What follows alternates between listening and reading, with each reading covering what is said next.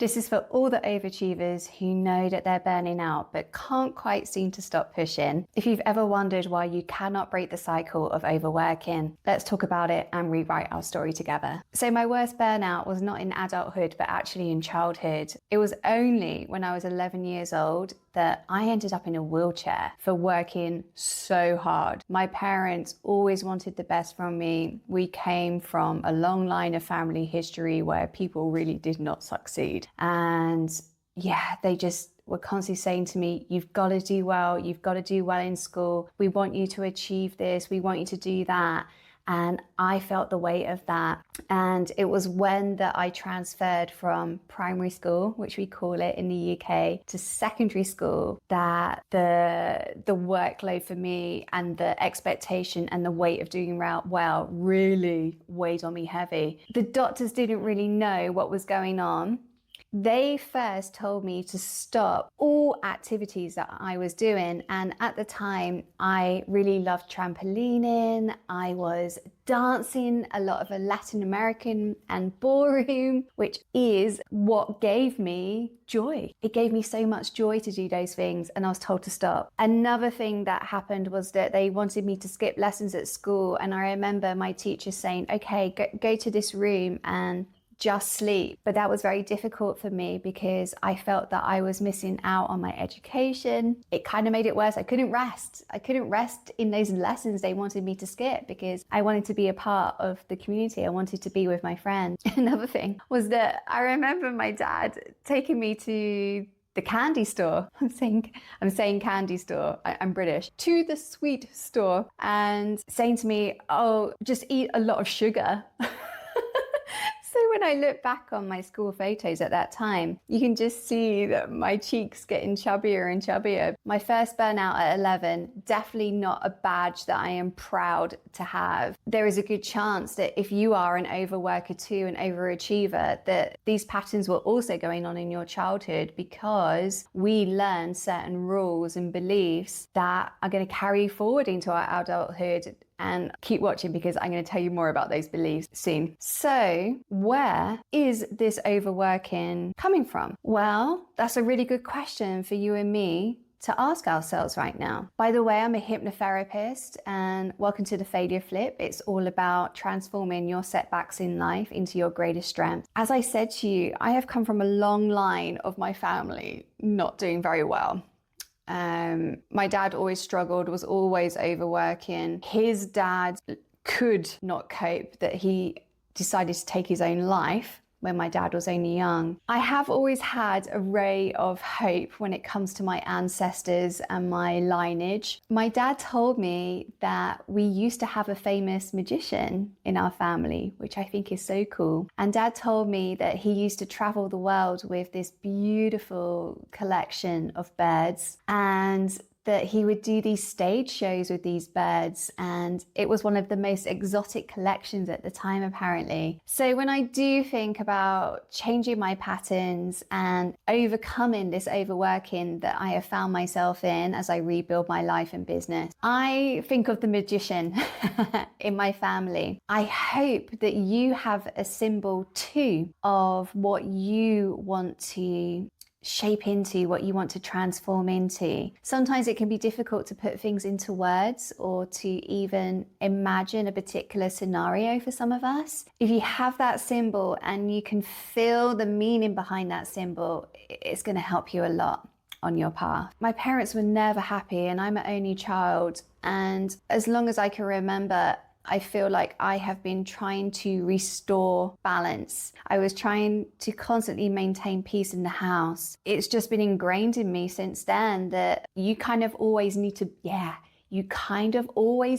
be on the ball. And if I'm getting really deep now, you need to always be on the ball in order to feel safe, right? That's what was going on for me and has carried through into adulthood. Think about that a little more. Where is your overworking coming from? I'm going to help you a little bit more later in this video about that. We're going to look at that. And if my story is resonating with you so far and you are also rebuilding your life and business after failure, then please hit the subscribe button because I am walking this path And I would love to share that with you so that we can escape these patterns that are holding us back and move into way more joy, fulfillment, connection, love, creativity, and accomplishment in the right ways. The thing about us is that we each own a unique tapestry. There is no other tapestry in the world except you. And this is what I mean. All of your experiences, all of the things that you have been through, seen, experienced, tasted, felt, that is continuously creating your tapestry. And tapestries are beautiful, and within those tapestries are usually pictures and words and statements, but also within those tapestry, why can I not say that word today? Also within our tapestries, there are knots, and these knots are the beliefs, the patterns, the codes, the rules that we tell ourselves first to protect ourselves. Life is colorful, and there are going to be many things that we go through, and some of them are going to feel amazing and some of them are gonna suck. And those moments that suck, those obstacles, can create a knot as we are weaving our tapestry, as we are weaving our story.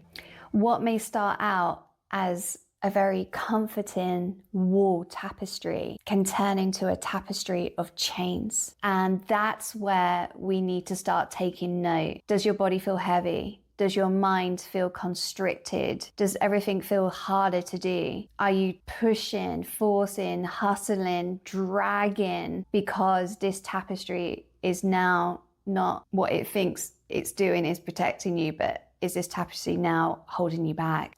If you're overworking, there is a highly good chance that you are actually a very, very capable, responsible, and multi-talented individual, i.e. you're an entrepreneur.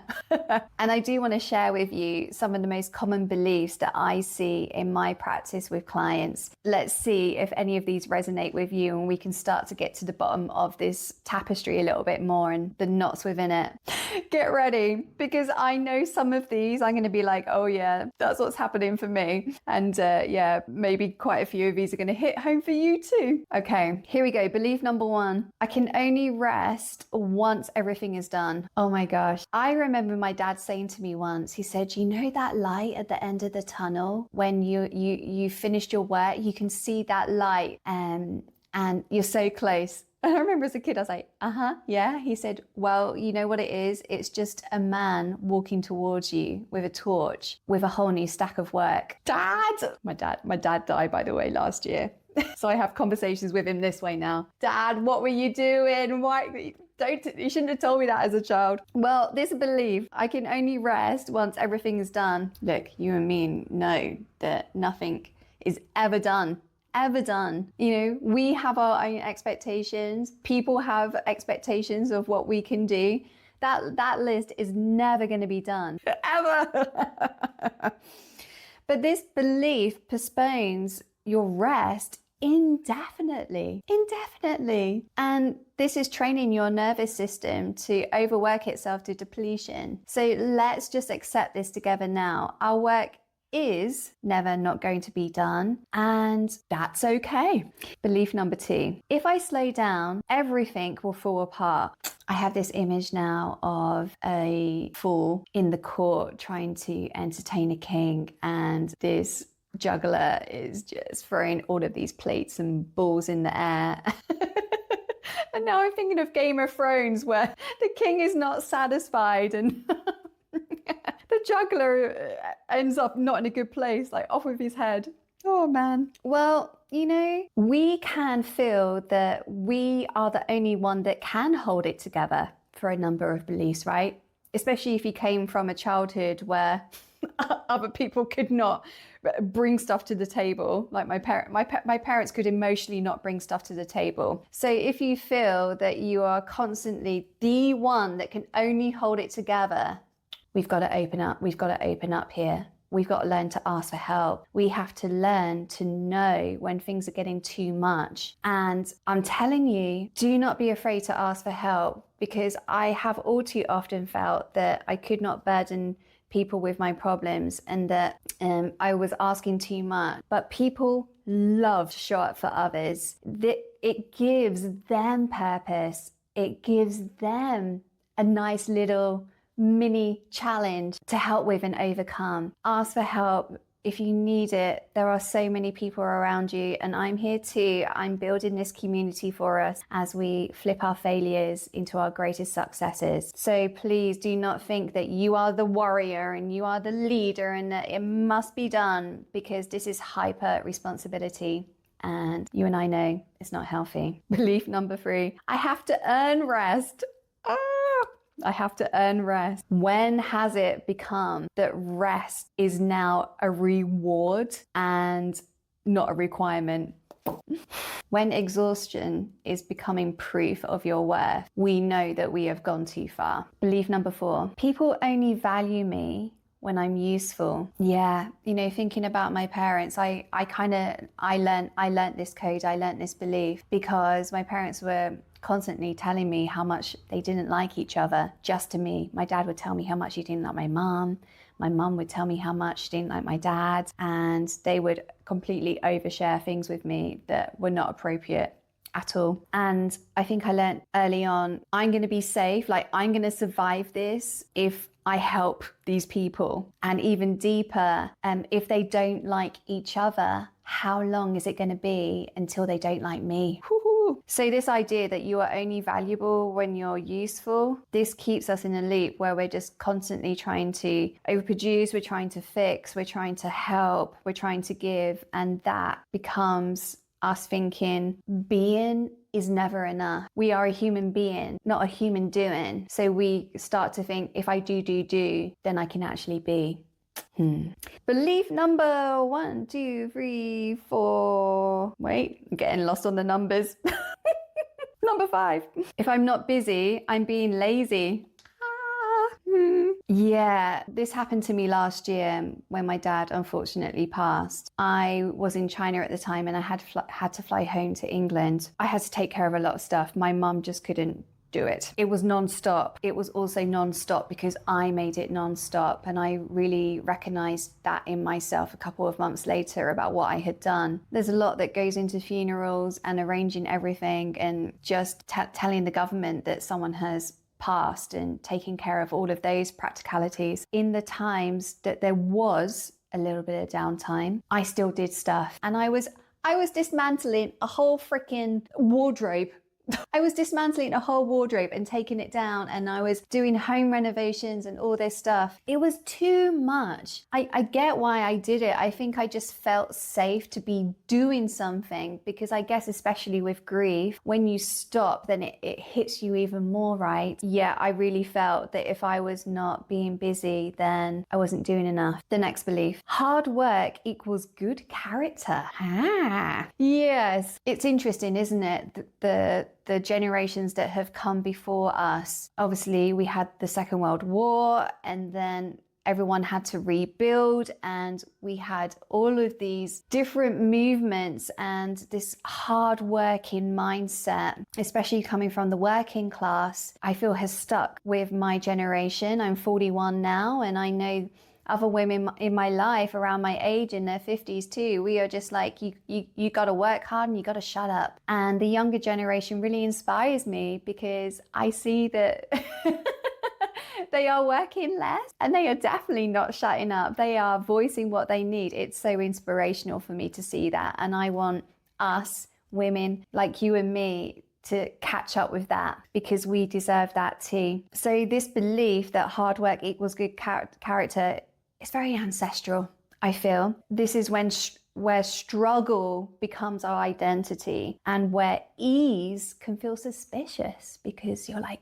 can it be this easy? Yes, it can. Yes, it can. Yes, it can. Next belief, if I stop, I'll feel everything. Well, yeah, I mean, there we go. I just talked about it with my dad. Overwork can become emotional avoidance. Slowing down would mean that we would have to feel our anger, our grief, our overwhelm. This is why I want to create these this space on the tube. This is your time to slow down, to not be doing anything else, to sit and reflect with me. We want to make the right step, and reflection is a huge part of that. I always say that failure is a huge blessing for us, but failure is there as a mirror, and it's going to reflect to you about what you need, what you don't need, what you want, what you're going to set boundaries on, what you really desire. And it's super exciting. We got to listen to it though. More beliefs. I have to prove I deserve success.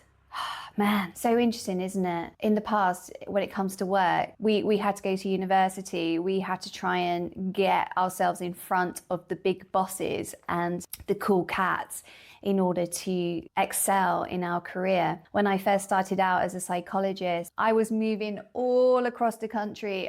Every job that I wanted, I would move myself, completely uproot myself to climb the ladder. The younger generation, if they don't want to go to university, they don't have to. With the internet, we can learn anything we want. We don't have to pay thousands of pounds to get this education, this piece of paper, to move to the next step. You do not have to prove that you deserve success. You were born worthy. You were born with amazing gifts and skills. And the only course that you need to undertake these days is to trust what you have already been given. I really believe that. I mean, yes, understanding yourself, belief in yourself is so powerful. Yes, we need to take the action and perfect the skills that we have, but were born with amazing things that only you actually have. And it is your life course to bring that out in yourself. So if you over-deliver, overextend, and overcompensate, even when no one asked you to, we're wasting energy. Let's say goodbye to that. Next belief, if I don't push, I'll never get ahead. More and more people are talking about masculine and feminine energy. As women, yes, we are the givers. We give love, we give space, we give creativity, but we are also people who are here to receive. I always have this beautiful image of women being like a tree, and we are there and we provide shelter when people need it. We provide food through our apples when people need it. But we don't need to chase. We don't need to push. We don't need to force. We are simply there. We are being there, and we're standing tall, and we're enjoying our beauty. Regardless of whether it is spring, summer, autumn, or winter, we move through our cycles and just know that we are going to get what we want. Just by being. Yeah. And what is going to really come to us, it will take, and we will give, and it's a beautiful reciprocation and cycle of life and death. We can be so tempted, I think, sometimes to really step into this masculine side of like, gotta push, gotta force, gotta do it. This ignores our beautiful powers of alignment and timing and natural energy. Don't assume that force is the only strategy. There are lots of other strategies there for you. Another belief, I'll rest when I feel safe. Safety never arrives like that, because rest is actually what creates safety. I'm going to let that sink in. Rest is what creates safety in the first place. Another belief, my value comes from how much I can handle. Oh, my voice is ringing in my ears so hard right now. My dear friend Anya, she will be a great mirror to me. And I remember one time I was talking about a particular relationship that I was in with her. And I said to her, don't worry about it, I can handle it. And she really picked me up on this. She was like, Alice, you keep saying, I'll handle it. I'll handle it. Why do you need to handle something? That's not a healthy thing. And I was like, oh, she's right. You're going to keep trying to handle more and more until your body says no, and your body will say no eventually.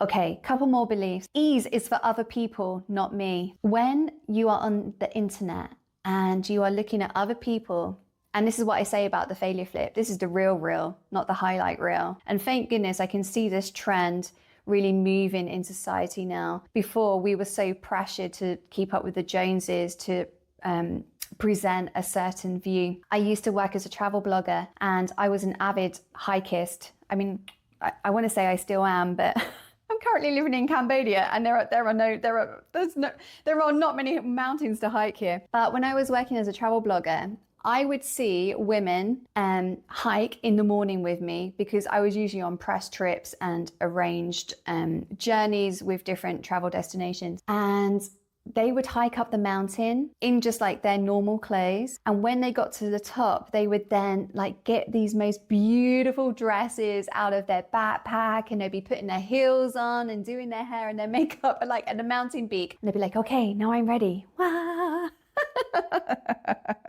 Oh man. And I know I'm going on a bit of a tangent, but this is not real life. And I really want to show you real life here. As a professional, as a hypnotherapist, you know, in an ideal world, I would have no problems, but I'm a human, and that is not true. As you work through your things, I'm also working through my things, right? This is just the way that the world works. And this image always sticks with me about these women on top of the mountain, because it just wasn't real. I'm sorry, I know I'm going on a tangent. The belief, ease is for other people, not me. Yes, that's what I wanted to say. And we can see these things on the internet and just think that everybody else is perfect. And you're like, why has this person succeeded? You know, why is this person doing well and I'm not? Well, A, they're a human. They probably have things going on as well. And the internet is just a slice of life. But also, you know, have compassion for yourself. Have some love for yourself. Yes, some people are born into money. Some people are given things, but we are all worthy and we are all capable. And regardless of the things that are going on in your life right now, I know things can be a little tough at times in our life. You've got a chance. She's got a chance. He's got a chance. They've got a chance. You've got a chance. And take responsibility, believe in yourself, and keep going, my friend, because someone is not automatically better than you or more worthy than you. Universe has it that we are all worthy and we've all got a chance. So take it. Okay, a couple more. If I enjoy myself too much, something bad will happen. Oh my gosh. Please go get a massage. Go get a meal outside.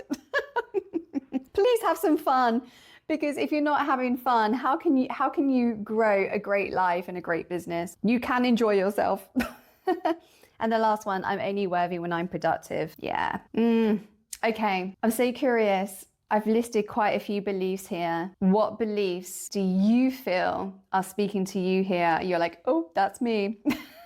Make sure to press the like button if you've had some aha moments here, because I definitely feel that I've called myself out on a couple of these. And if you're here, then there's probably some that resonate with you too. We create these rules to protect ourselves. The only problem is that they can turn into protection with what we knew at the time, and they can turn into restriction. So this is where I can help. I have an offer called the Breakthrough. It is a 3-month container. And in the Breakthrough, we are going to get right down to the nitty-gritty of the knots in your unique tapestry. And once we find them, we're going to look at them and we're going to untie them. And we're going to release these knots so that you can become lighter, more confident, more clear about who you really are under all the weight of these rules and codes and beliefs that you've probably been carrying for quite some time. And that's going to release you. And then we're going to be able to walk forward and rebuild your life and business how you want. And it's so exciting. I love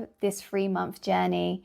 If you want to find out more about the Breakthrough, then the link is below and you can book a call with me directly to discuss things more. Only last year, so I just turned 41, and last year for my 40th birthday, I was in hospital with pneumonia from overworking. That was a big wake-up call for me. I was like, oh my, your 40th birthday, right? The time that you're meant to be celebrating, really having fun, and there I was in hospital. I'm laughing because when I went into the hospital, I genuinely did not feel bad. And I was like, I think I have a cold and it's not getting better. This is how disconnected I was from my body. And they were like, this is serious. Like, you have pneumonia. You can't go home. You need to stay in hospital now. And I was like, what?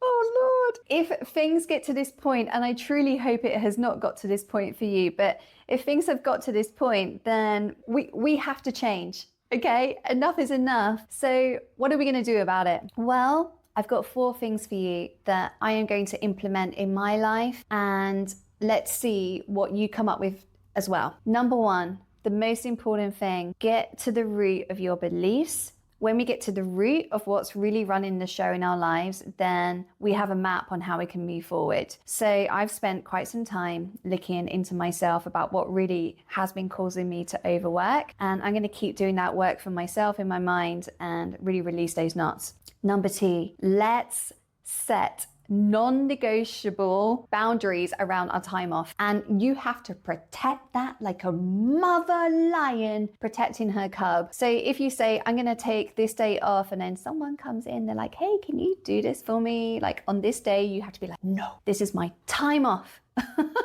Protect it like it is the sorcerer's stone. Okay, protect your time off. Number 3, I'm going to create more space in my day. I am on a mission right now with the failure flip. There's so many ideas that I have. There's so many things that I want to create. And I know that I could fill my day very easily from start to finish, but this is the way the universe works. If you create space in your day, and if you use different calendars or scheduling tools, you can literally write it like this: magic space. Put some magic space in your day every day, because then the universe is going to be able to deliver to you very exciting gifts. We don't know what it is. It's going to be a surprise every day. That might be an opportunity for downloads to come to you from above. It may be an opportunity to have coffee with a friend that you haven't seen in a while. It may be opportunity to go on a random adventure that suddenly comes to your mind. Magic space every day. Number 4, I am going to calmly plan and act rather than reacting last minute. So I started to do this in my calendar. We can't control everything, but I really look at what is upcoming in my week. And if I know something is going to happen on a certain day, or something has to be done by a certain day, past me used to do it on the day. And that is too much pressure for me and my nervous system. So from now on, I am not going to do things on the day that they are needed to be done. Do them the day before or a couple of days before, and that is going to help me a whole lot, and I think it's going to help you too. All right, tell me in the comments about what your next step is going to be when it comes to overworking. I've shared some ideas with you here. I bet you have some really exciting ideas too. So please share those in the comments. It's going to help everybody in this Failure Flip community to walk forward and really transform themselves from the inside out. All right, my lovelies, I really hope that you have an awesome day ahead, and I'll see you tomorrow. And remember, you haven't failed, you've been forged. Oh my gosh, I just noticed that I have makeup across my face. Whoops.